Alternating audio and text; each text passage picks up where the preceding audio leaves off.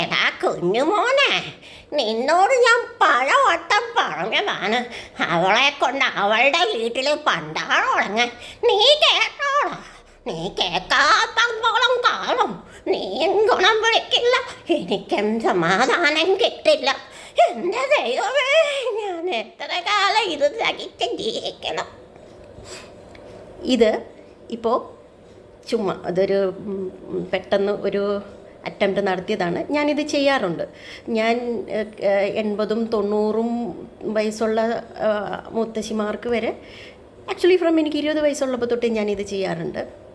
Basic technique ഇതാണ്. പക്ഷേ നിങ്ങൾ ഒരു കാര്യം മനസ്സിലാക്കേണ്ടത്, ഇങ്ങനെ വെച്ചുകൊണ്ട് മാത്രം നിങ്ങൾക്ക് കിട്ടില്ല കേട്ടോ. ഇങ്ങനെ വെച്ചാൽ നമുക്കൊരു ചെറിയ ഈ വായിൽ പല്ലില്ലാത്ത ഒരാൾ സംസാരിക്കുന്ന പോലെ പറയാമെന്നല്ലാണ്ട് മോഡുലേഷനും ബേസും ഒക്കെ ആ ക്യാരക്ടറിനനുസരിച്ച് നമ്മൾ പിടിക്കേ പറ്റും കേട്ടല്ലോ.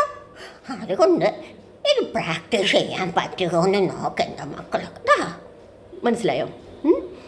ഇത് എല്ലാവർക്കും പറ്റും, പ്രാക്ടീസ് ചെയ്യും കേട്ടോ. മുഖത്തിൻ്റെ സൗന്ദര്യമോ അതൊന്നും നോക്കിയിട്ട് കാര്യമില്ല. മൈക്കിൻ്റെ മുമ്പിൽ നമ്മളും നമ്മുടെ മൈക്കും നമ്മൾ ഡബ് ചെയ്യുന്ന കഥാപാത്രവും മാത്രമേ ഉള്ളൂ. ബാക്കിയുള്ളവർക്ക് വേണ്ടതും നമ്മുടെ പെർഫോമൻസാണ്. Just try it. ഓക്കെ.